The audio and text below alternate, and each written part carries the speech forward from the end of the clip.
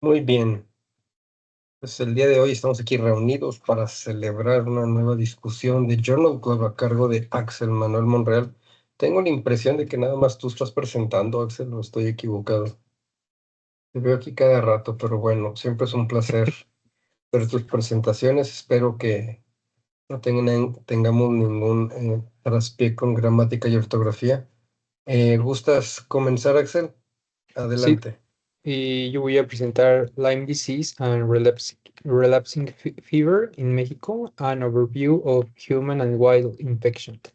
Este artículo es de Pablo Colunga Salas, del Instituto del Centro de Medicina Tropical de la UNAM.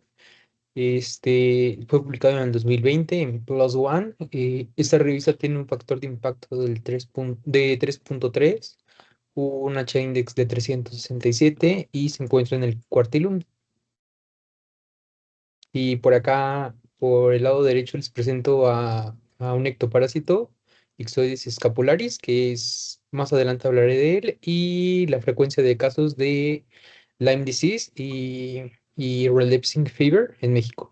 A ver, ¿qué tipo de ectoparásito es? Digo, porque tenemos políticos, tenemos mucho tipo de ectoparásitos. ¿Cómo es el nombre común?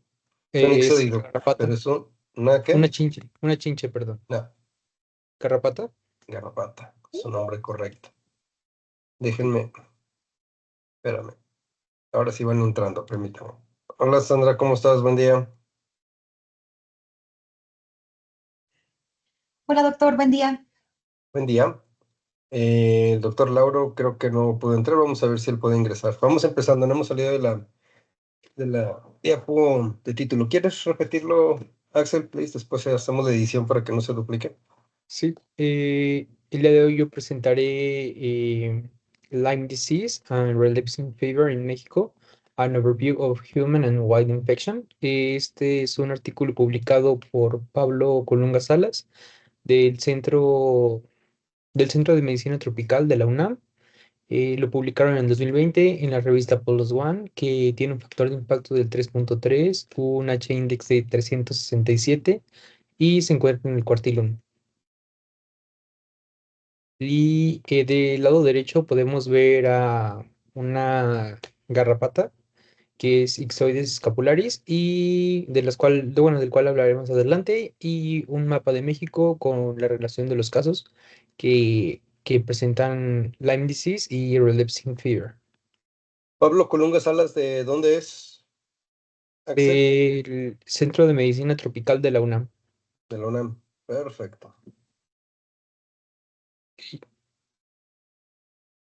Como introducción, los patógenos transmitidos por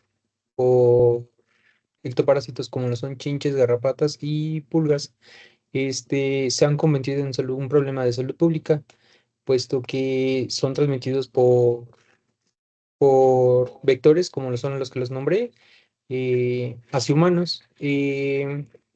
Como ya lo comenté, puede afectar a animales, bueno, no lo he comentado, perdón, eh, puede afectar a humanos y animales, incluyendo una bacteremia por el género de Borrelia. Y algunos de bueno, esta bacteria es una espiroqueta gram negativa y se divide en cuatro ramas filogenéticos. Es Borrelia asociada a reptiles, Borrelia asociada a Monotremas. monotremas, ajá, que son mamíferos que ponen huevos, relapsing fever, que es fiebre recurrente, y Lyme borreliosis. A ver, Axel, ya te metiste en un cajón de dos varos. Entonces, ¿cuáles son los monotremas? Son mamíferos que ponen huevos, como los ornitorrincos. ¿Cuál otro?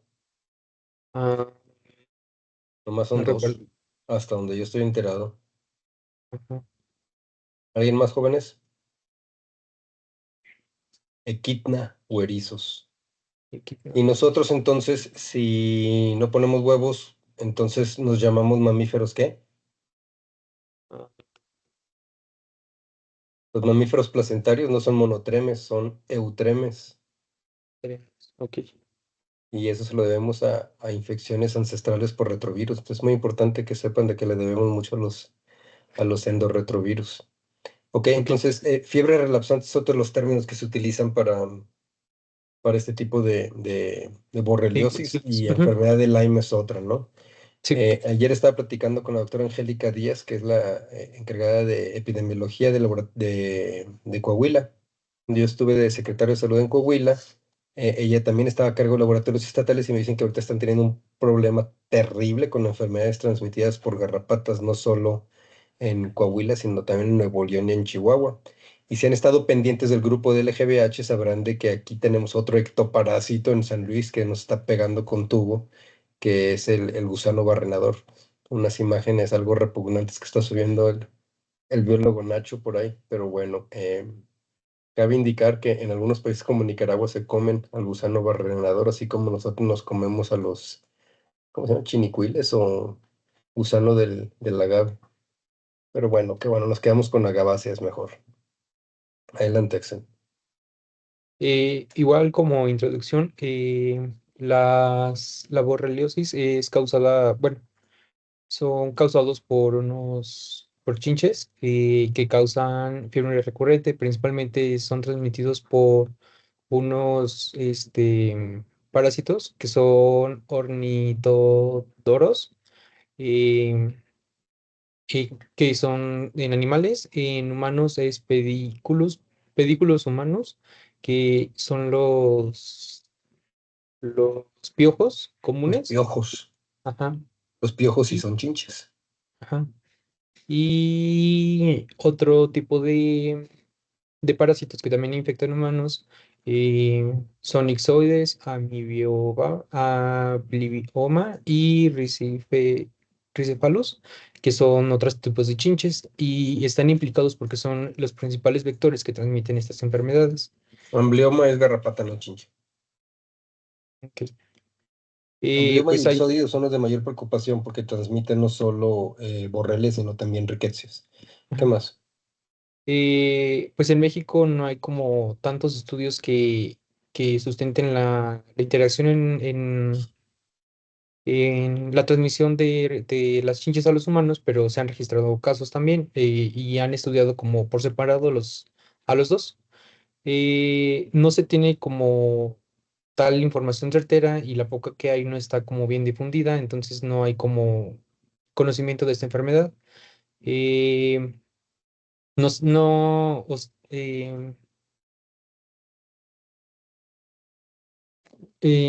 además, no hay casos confirmatorios de Lyme borreliosis, en humanos, bueno, endémicos de humanos. Para empezar, el artículo reporta el caso de una persona de 67 años, masculino, que, que atiende a urgencias, bueno, sí, para atención médica en agosto del 2017. Este fue nacido en el estado de Veracruz y su familia tenía una granja bovina, granja ganadera, perdón. Después, bueno, en el 2016 tiene una visita a la granja y desarrolla unas lesiones rojizas en la piel, pero no asiste asistencia médica. Empieza con algunos síntomas como es la diploidía y la fatiga en septiembre del 2016. Después le toman una muestra para extraer el DNA completo de sangre entera y le realizan también serología por medio de Western Blot para borrelio burgdorferi, IgM e IgG. em, y también del DNA extraído, utilizaron PCR en punto final para detectar la borrelia con un fragmento que se llama Flagellin Protein Gen, que es de 280 pares de bases, y después visualizaron el producto en un gel de agarrosa al 2%, el producto de Entonces, PCR. ¿quieres explicarnos un poquito acerca del Western Blot, Axel? Sí, es una técnica molecular en la cual se separan las proteínas mediante una electroforesis y después transfiere el gel de poliacrilamida entre dos membranas de celulosa y después se añaden anticuerpos primarios y se bloquea con leche para que solamente se unan los anticuerpos De manera contra. específica, su antígeno. Ok, para los antígenos específicos de la proteína y se bloquea con la leche y después se revela con luz ultravioleta. Entonces hay Western blot, Southern Ajá, blot y Northern blot. ¿Sabías eso? sí, ¿Y por qué nada más Western blot está en mayúsculas? ah, porque, no sé, Es el lo puse único que así. es un apellido. Northern Sí, y Southern blot no son apellidos, nomás les pusieron eso porque ya existe un Western. Así de estúpida llega a ser la ciencia. Y Southern y Northern blot buscan ácidos nucleicos, no proteínas. sí, ¿Ok? Western blot está clasificado como serología. sí. Ok, adelante. Y como resultados de los análisis anteriores, la IgG salió positiva y la IgM salió indeterminada, lo que significa que acá, pues, desde el tiempo en lo que él tuvo el posible contacto, pues ya no era una infección reciente, sino que ya tenía tiempo de haber pasado. Eh, el producto de PCR se amplificó para 280 pares de bases, 220 pares de bases, que correspondía a Borrelia burgdorferi. Después, mandaron secuenciar el fragmento y determinaron mediante bibliotecas genómicas que es Borrelia burgdorferi en su estricto. Fíjate nada Eh, más, el primer aislado genómica de Borrelia en México, ¿en qué tiempo se dio? Entonces, ¿estamos hablando de una infección activa o no? no, ya no es activa. Fue una infección pasada ¿Estás de y acuerdo con aún eso, así Mario? Mario, ¿estás de acuerdo con eso? Este, sin, pues es que tiene los dos positivos, ¿no? IgG e IgM. Entonces quiere IgM decir, salió indeterminado. Eso es lo que empuja a Axel a pensar que es una infección vieja, histórica. ¿Alguien tiene mm, alguna opinión diferente? ¿Todos piensan que son infecciones pasadas? Si fuera una infección pasada, jóvenes, ¿cómo íbamos a tener un producto de PCR de 280 pares de bases? ¿El DNA se queda almacenado en el cuerpo o qué ondas? no, Esa es una infección crónica. perdón. Tiene una infección activa, sí, por eso salió PCR positiva. Pero la IgG está positiva y la IgM no quiere decir de que encontró al bicho hace varios meses, más de 3, 4 meses, seguramente más de 6 meses, y sigue con una infección crónica. ¿De acuerdo? ¿Sí entienden por qué? La PCR no da positiva a menos de que tengas el bicho replicándose en tu cuerpo. Ok. Pues permítanme presentarles. Hola, Angie, ¿cómo estás? Acabo de platicarles de la conversación que tuvimos hoy en la mañana en relación al incremento de los casos de enfermedades transmitidas por garrapatas. Angie trabaja para Servicios de Salud del Estado de Coahuila, todavía bajo la dirección del doctor Roberto Bernal. ¿Es cierto, Angie? Hola, buenas tardes. Un gusto. Hola. Gracias por invitarme. No, qué bueno que nos acompañaste. Gracias. Fíjate que ya no está el doctor Bernal. ¿Ya no Está está? ahora, no está el doctor Eliud, Felipe Eliud Aguirre. Ok. Pero sigue trabajando en la misma línea, preocupado porque se sigue haciendo, pues es epidemiólogo, entonces Ok. todo esto le interesa mucho. Y me decías de que han tenido un surgimiento de casos o es algo que siempre han visto. Fíjate que tenemos años en los que tenemos más casos que otros. Por ejemplo, el año pasado, no me acuerdo en cuántos casos quedamos. Yo me quedé en 6, pero este año ya llevamos varias defunciones por riqueza. Ok, lo que pasa es de que estamos viendo, por ejemplo, en este artículo, Axel Manuel, que es el que Ujú. está presentando el asistente QFB, está Ajá. haciendo sus servicios, estuvo haciendo su servicio social, ahorita ya nos está ectoparasitando, pero ahí sigue. Él ha trabajado con enfermedades transmitidas por garrapatas y nos está sorprendiendo de que el primer aislamiento genómico de Borrelia burgdorferi se dio hace algunos años apenas. Entonces, ¿a quién tenemos que besar ahí en Torreón para que nos regalen muestras potencialmente positivas de estos bichos?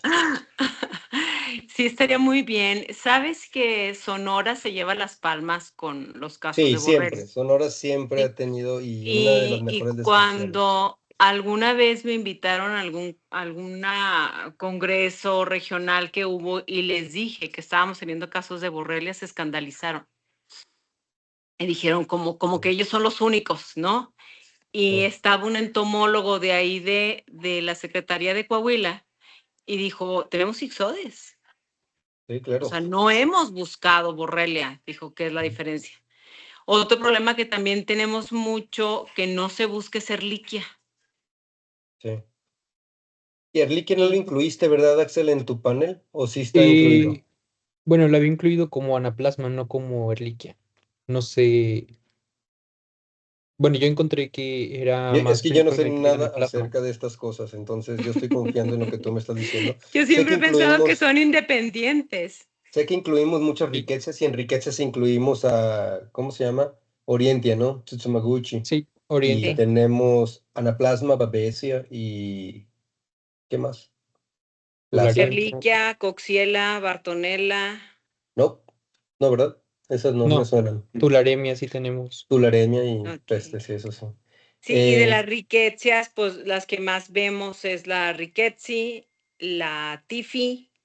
Se está viendo también muchos casos de rickettsia felis, de felinos por pulga. Estamos teniendo rickettsia parkeri, que la está refiriendo los CDC, que la Ok. busquemos, ¿Y están porque buscándolos hace en casos garrapatas graves. o en casos humanos? Pues son los casos humanos que nos No llegan. hay vigilancia, ¿verdad? Basada en garrapatas. Fíjate que los entomólogos sí tienen una vigilancia y ellos reportan que de todas las garrapatas que les llegan, siempre el promedio que tienen más o menos de positivas, de garrapatas positivas, anda entre el 2 o el 3%. Ok. Wow, qué Más padre o que menos, o sea, tengamos es bajo, pero volvemos a tener defunciones de los lugares claves donde se supone que se están manejando las garrapatas. Ok. Bueno, pues qué Que bueno que son nos acompañas, comunidades Angie. rurales, ¿no, doctor? Una disculpa. ¿Cómo? Que son comunidades rurales, ¿no? Me refiero. Sí. Con la doctora. Sí, ok. Y Bueno, ya bueno, llegó el doctor Lauro también, creo que por ahí lo vi que entró y creo que salió. Pero bueno, aquí tenemos a otro de tus compatriotas, mis compatriotas. Excelente. La doctora Sandra Teniente está en Saltillo, sí, en el hospital universitario. Pues Angie y Sandra prácticamente están en la misma ciudad. ¿Tú sigues en Saltillo, Angie? Sí, aquí Sí. seguimos. Ok. Y el doctor Lauro, bueno, el doctor Lauro, que Lauro está a cargo Cortés, de... lo invitaste también, qué padre. Sí, también está participando en estos, de repente se pueden unir. Entonces, perdón, Fíjate Axel. que, perdón que los Perdón. interrumpa, Axel, ya para que empieces. En algún momento, cuando yo estaba en el hospital universitario, España nos empezó a pedir garrapatas y detectaron Rickettsia amblyomyi en nuestras garrapatas. Las mandábamos en cajas de puros, como si fueran puros. Iban todos Ok. los tubitos llenos de garrapatas que les juntábamos. Y digo, no sé si estén enterados, pero yo hace poco me enteré que los que son picados por Rickettsia amblyomyi adquieren como un tipo de vacunación y protección contra otro Contra tipo las de otras. riquezas. Ujú, Sí, es más graves. como, sí, eso vale la pena explorarlo como una estrategia preventiva, ¿no? Exacto, Está muy exacto. Sí valdría interesante. la pena. Bueno, pues yo adelante, ya no interrumpo y mucho gusto, Mucho Axel, gusto, Angie. Jesús, mucho gusto, Cristian, Aquí doctor. gusto en verte. todos son, Escucho. mira, tenemos a Mariana, es estudiante de doctorado, déjame te la presento de una vez. Mariana, mucho Está gusto. Sandra Teniente, que está en el hospital universitario en Saltillo, Axel, que es QFB, Servicio Social, Mario, que es QFB en Servicio Social, Manuel, que es estudiante de doctorado, que está terminando, está trabajando con Janta, Uriel, estudiante de QFB también aquí, que estuvo trabajando, bueno, sigue trabajando en Servicio Social, está Francisco, que acaba de ingresar para QFB, y la mano fuerte del laboratorio es Sandra Guerra, que es la investigadora que ahorita no está en vivo, pero también está ahí. Entonces, Marianita, que es estudiante de doctorado, sí, la dije al principio, ya va a estar trabajando con murciélagos y patógenos exóticos. Entonces, esto es parte del equipo el que ves, Angie. Muchas gracias. Adelante, Axel, ya no te interrumpo. Sí, bueno, como dije, el producto amplificó a 280 pares de bases, lo que confirma que pues, era positivo para Borrelia burgdorferi, pero después mandaron secuenciar pues, el fragmento y se dieron cuenta que era Borrelia burgdorferi sensu estricto, que esta sensu estricto solamente afecta a América del Norte, que es México, Canadá y Estados Unidos. Em, y con esto confirmaron el primer caso de Lyme disease autóctono, es decir, que fue de aquí en México y no fue importado si hubiera viajado o algo.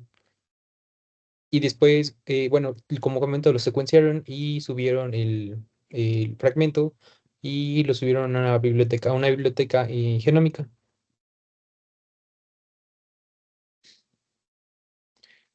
Bueno, después en el mismo artículo hacen como un subtema en el que es la compilación de Borrelia en estudios en México, en la cual analizaron los datos y se realizó una extensa búsqueda en los cuales utilizaron palabras clave como Borrelia, Exodes, infection y así.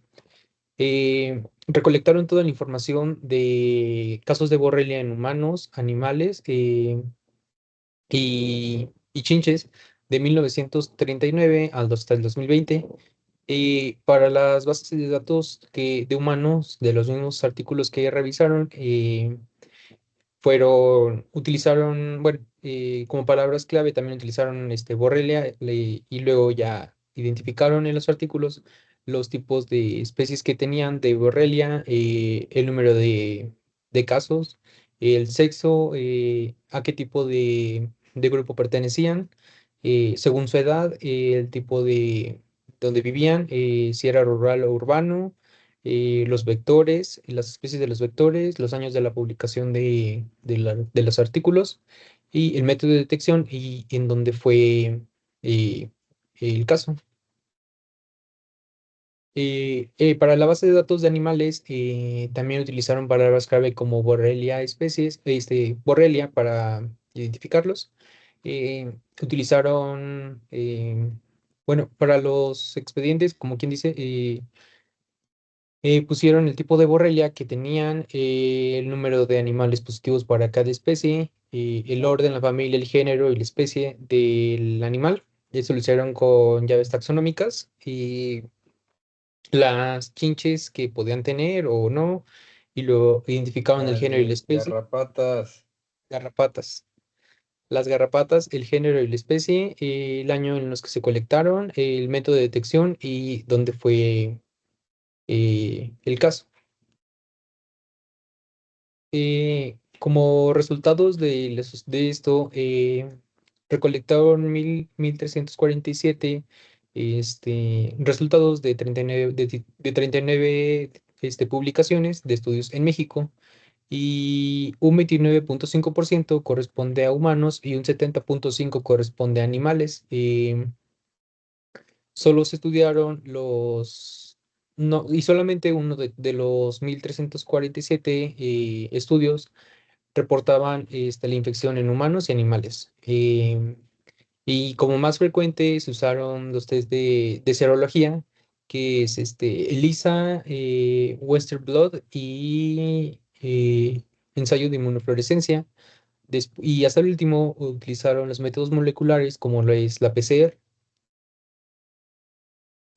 Aquí presento una tabla, bueno, presenta una tabla sobre el relapsing fever, la fiebre recurrente, y los tipos de peces que incluyen a este grupo, los países o regiones donde son más frecuentes y el tipo de enfermedad que causan, que es una fiebre recurrente por garrapata. Ese es de fiebre recurrente y de Lyme borreliosis, que son ese tipo de borrelia, que es Apseli, en Europa y en Asia, y, pues, como lo comentaba, Borrelia burgdorferi en su estricto en Estados Unidos y en el este de Europa. Ya saben, Eh, en las Américas, ¿qué es lo que tenemos, Axel? Igual, Borrelia burgdorferi Primero, sensu de fiebre relapsante. de fiebre relapsante En México, ¿qué es tenemos, lo que cabría esperar? Perdón. pues esperaríamos Borrelia tugesi, Y eh, coriácea también. coriaci, ujú. Digo, ¿cómo se llama? Mazotti también. El oeste de Estados Unidos muy parecido. Mazote, ok. Miyamoto, no sé si Miyamoto lo hayan identificado en México. Y sé que en el sureste de Estados Unidos es algo importante. Parkeri, obviamente, y se me hace que ha de ser de las más comunes en México. No sé si Angie sepa algo más al respecto, pero Parkeri debe ser de lo más común y lo que más ha reportado el equipo de Sonora. Y también Turicatae. Ujú. Turicate. Y de Lyme, De Lyme, pues podría ser Americana, eh, Bisetti, Sensu Stricto, eh,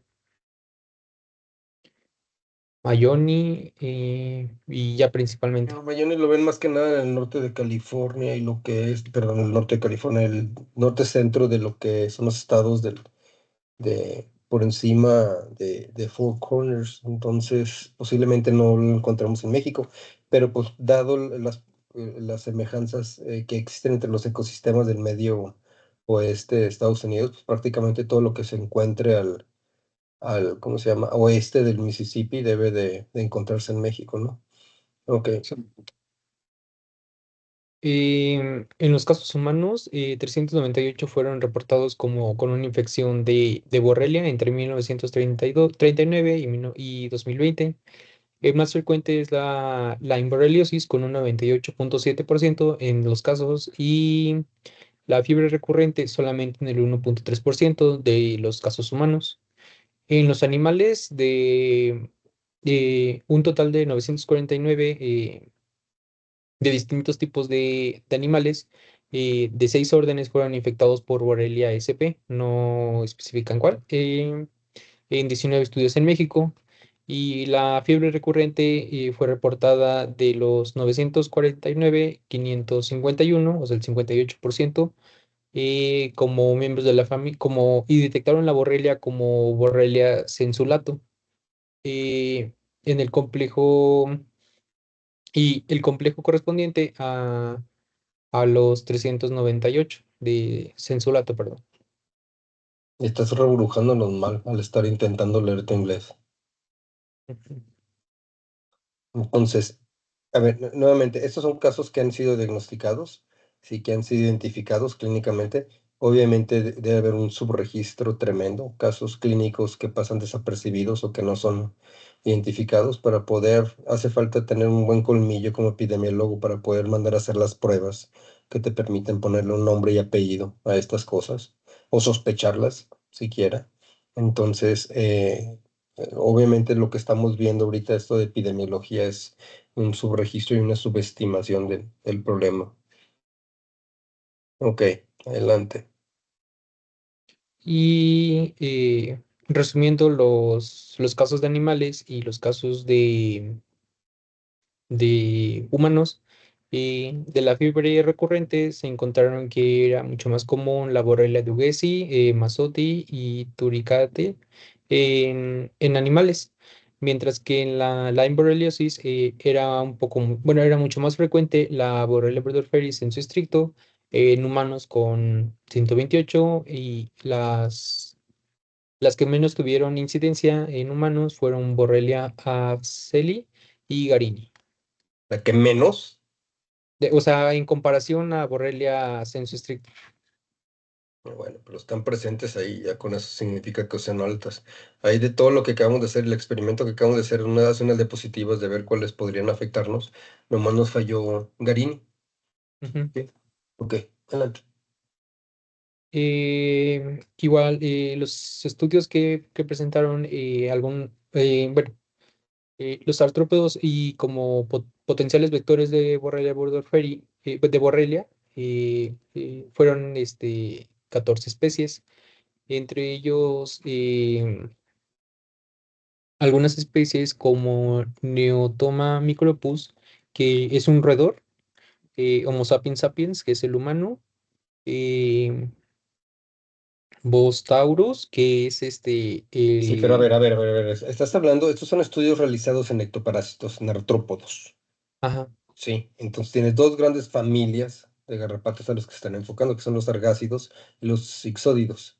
ajá, ¿Ok? Y esos tienen diferentes mamíferos, digamos, blanco o que prefieren para alimentarse. sí, que Sí, fueron pero estamos hablando de recolectados puras de los garrapatas animales. aquí. Entonces tenemos ornitodoros, ¿sí? Que no se sabía cuál era el reservorio, pero parece ser que el reservorio principal, más bien el reservorio, el animal del que prefieren alimentarse son roedores, neotomas. Sí, los neotomas, como si le preguntan a Manuel, están distribuidos por todas las Américas prácticamente, los neotominos. Son reservorios importantes de Janta.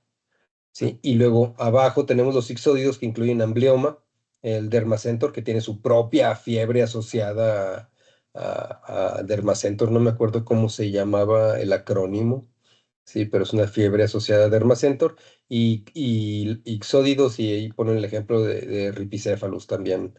Ripicéfalos es importante porque infecta, ¿qué es Canis lupus familiaris? El perro de la casa común. Perro doméstico. Entonces, este es el que está asociado a las personas que manipulan animales. Aquí no mencionan, ¿verdad? A los gatos, pero los gatos también, las personas que manipulan a los gatos también están expuestos a lesiones o agresiones por estos artrópodos. ¿Ok? Entonces, estás mencionando cada uno de los diferentes mamíferos de los que prefieren alimentarse estas garrapatas. Ahora sí, ¿cuáles son? Neotomas, es un roedor. Es Homo un toro. sapiens sapiens, ok. Bos taurus, ¿qué es? Es el toro. Ok, un ganado bovino, porque pueden ser vacas también, ¿no? Sí. Y luego, Bueno, Canis vos es lupus solamente para familiaris. macho. Bos taurus es Eh, el género y especie tanto de machos como de hembras de ok. ganado bovino. Y Vulpes macrotis, que es el zorrillo del desierto. ¿Zorrillo o zorro? eh, Zorrita del desierto. Zorro. Vulpes, son Ajá. zorros. Heteronis, Heteronis ¿qué es? piscus es un roedor igual. Es un roedor del otro gran Es familia aparte Pantera de oca, neotominos. es el jaguar. Panteras. Silvilagus floridans es un conejo. Floridianos. Ujú. Basicarus astutus un, con- un conejo. No, es un cacomixtle. Ok, muy bien. Y todos Y son las Burgdorferi especies que encontraron de predominantemente. los ectoparásitos fueron principalmente Borrelia sensu y Borrelia sensulato, seguidos de Borrelia masotti, Dugesi y Turicate.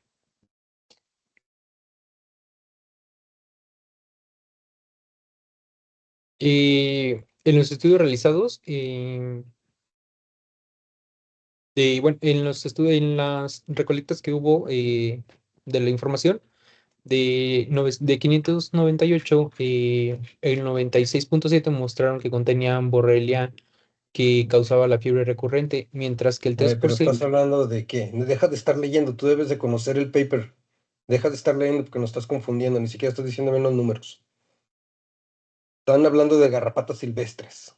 Ujú, Está garrapatos platicando silvestres. ahorita, Angélica. Son sistemas de vigilancia basados en garrapatas, en la recolección de garrapatas, ya no de personas ni animales.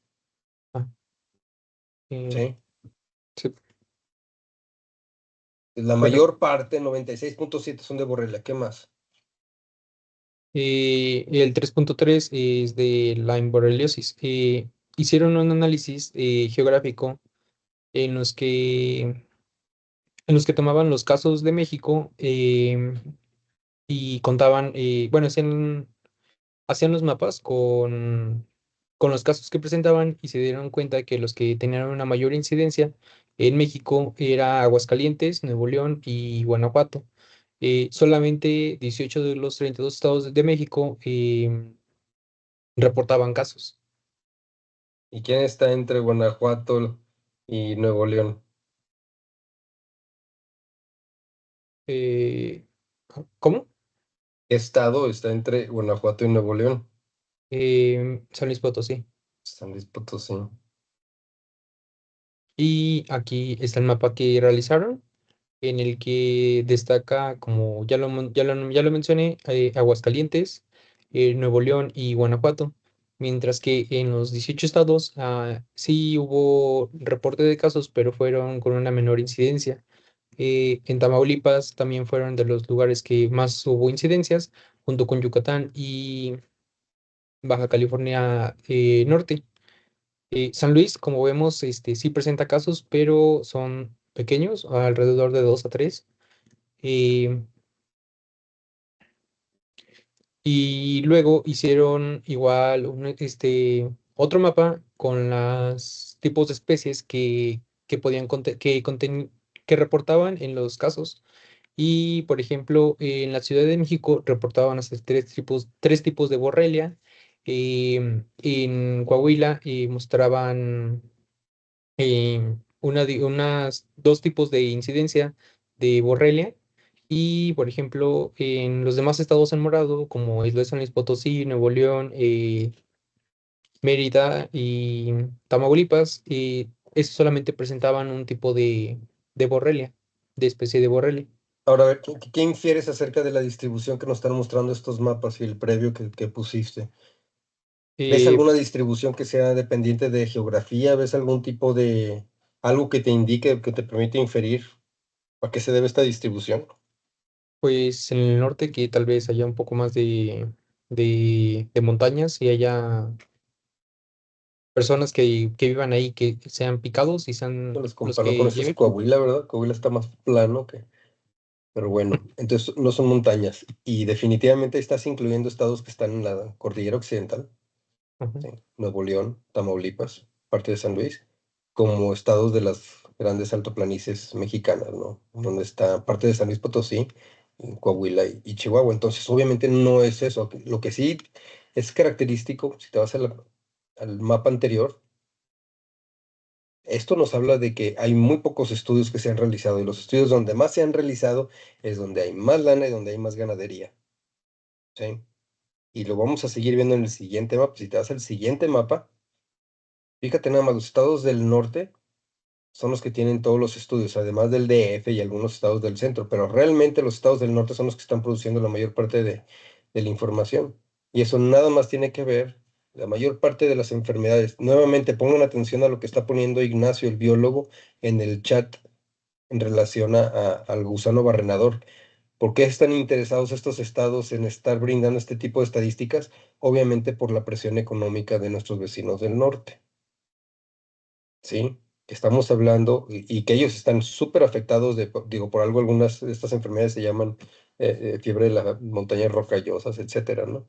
Entonces ellos tienen muchos de estos problemas y lo que más les preocupa es las afecciones que puede tener para la industria ganadera y la población del sur.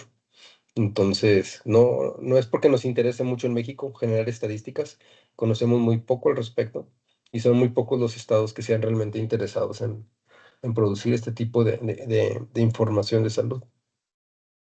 Porque todo lo que está en blanco esencialmente son huecos de conocimiento que tenemos, que es una tristeza, ¿no? Deberíamos de tener estos sistemas de vigilancia. Y llegamos a tener buenos sistemas de vigilancia epidemiológica y de artrópodos, pero eso ya desapareció. Bueno, ¿qué más? Y como discusión, pues em, los especímenes de las garrapatas que fueron principalmente colectados en el estado de Aguascalientes fue Borrelia turicate en Aguascalientes, en Guanajuato y en San Luis Potosí. El primer caso de Borrelia en humanos de fiebre recurrente fueron registrados en Aguascalientes. Em,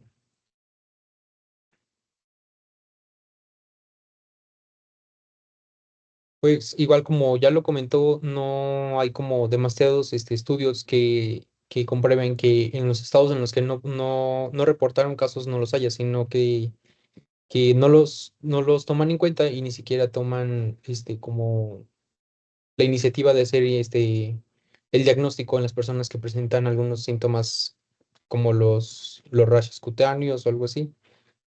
Em,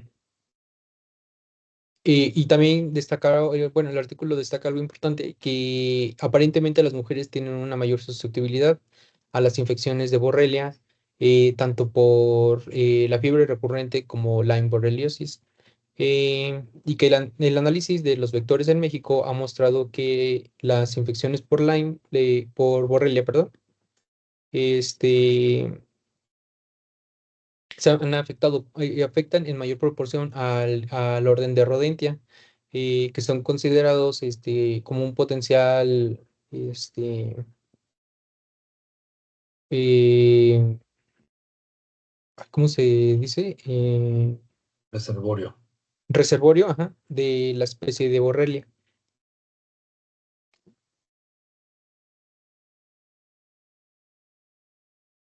Y pues, como dato importante, bueno, lo rescatable, yo creo, de este artículo es la enfermedad que transmiten las garrapatas, que es las principales, la Lyme borreliosis y la fiebre recurrente.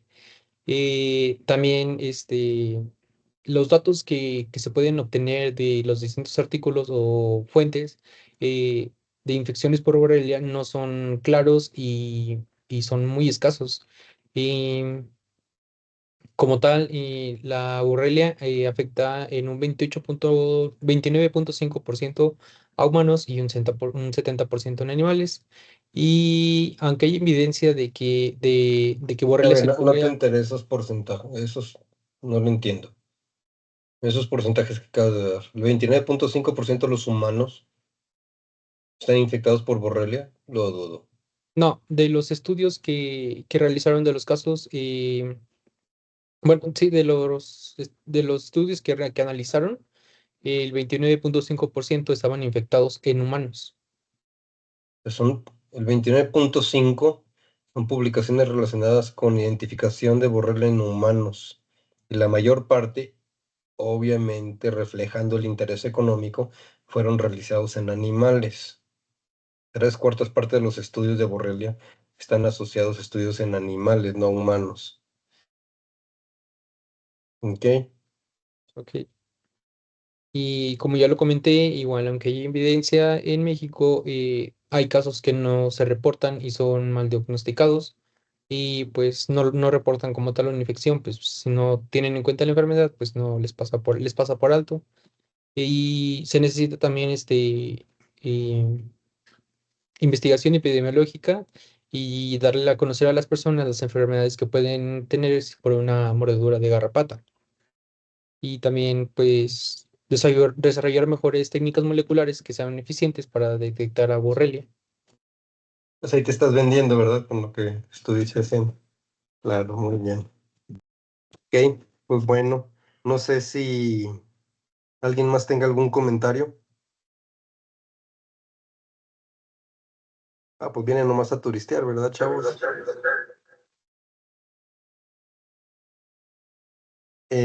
Vamos a ver Yo, doctor una Cristian. cosa. ¿Perdón? Yo. Yo. Lauro, Francisco. Lauro Ah, Cortés. doctor, ¿cómo está usted? No lo veo. ¿Dónde Aquí se estoy me oyéndolos. escondió? Aquí los No, estoy oyendo. ¿cómo está usted, doctor? Bien, ¿y ustedes? Hoy tenemos el gusto de, hace rato tuvimos a Sandra Teniente con nosotros. Hoy tenemos también al doctor Lauro, que es el director del Hospital Universitario de Saltillo, y nos está acompañando la doctora Angélica Díaz de Saltillo también, Sí, hace rato oí la intervención de ella. Me dio mucho gusto verla. Miren, no sé si valga la pena para estar un poquito actualizados en el tema, en virtud de que Lyme es el gran imitador. Hace rato estaban hablando de los síntomas y es muy el subregistro mencionó el doctor Cristian también de casos y tiene que ver con el hecho de que estos pacientes, pues primero los médicos no pensamos en el diagnóstico, ¿no? Luego, cuando los pacientes tienen un curso tan insidioso de síntomas, empezamos pensando que tienen otro tipo de enfermedades. Hacemos pruebas y pruebas y pruebas, ninguna es concluyente. No tenemos en la parte de atrás de la cabeza, como dicen los americanos, el diagnóstico. Empezamos a decirles a los pacientes que están mal de la cabeza, ¿sí? Oye, mandándolos al psiquiatra. y cuando alguno de ellos tiene datos neurológicos importantes, se piensa antes que en Lyme, en esclerosis lateral amiotrófica o en esclerosis múltiple. En fin, es un desafío diagnóstico muy, muy importante y lamentablemente el tiempo juega en contra de los pacientes, ¿no?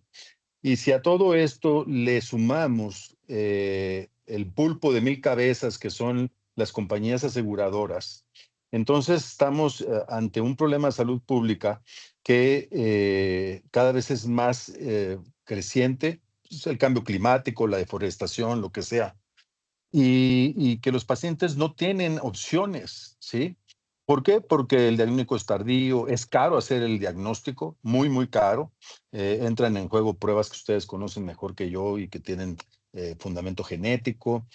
Pero pues siempre hay luz al final del camino, dicen, ¿no? En Estados Unidos los grupos de apoyo para pacientes con Lyme son muy fuertes, inclusive hacen un lobbying muy, muy fuerte en el Congreso de Estados Unidos, porque estos bribones de las compañías aseguradoras lo que hicieron para no reconocer al Lyme como una enfermedad crónica por lo que cuesta, curiosamente, ya es una teoría mía, a lo mejor estoy equivocado, pero a la hora de establecer los criterios para establecer un diagnóstico de Lyme crónico, le quitaron ciertas bandas a las pruebas genéticas con la finalidad de que al hacer las sumas que necesita la CDC para llegar al diagnóstico de Lyme crónico, pues no dieran nunca los números. Entonces tenemos N cantidad de pacientes a los que les faltan esas dos bandas para que se le reconozca como un Lyme crónico y que las compañías aseguradoras paguen el siniestro, ¿verdad? Entonces, bueno, ahí ya estoy yo en un tema conspiranoico. Hay muchos documentales relacionados al tema, son de acceso gratuito ahí a través de YouTube, los pueden revisar, pero eso es lo coloquial, ¿no?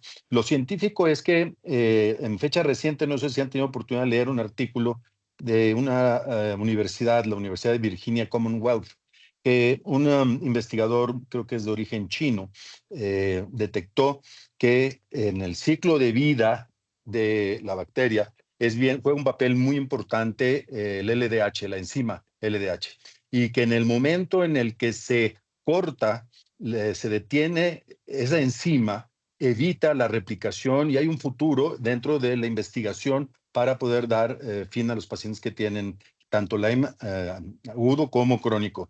El artículo, les digo, es de la Universidad de Commonwealth de Virginia, vale la pena darle una revisada, porque de ser cierta esta hipótesis, pues está abriendo todavía una línea nueva de tratamientos a través Entonces de la la inhibición, deshidrogenasa láctica promoviendo el crecimiento de borrelias.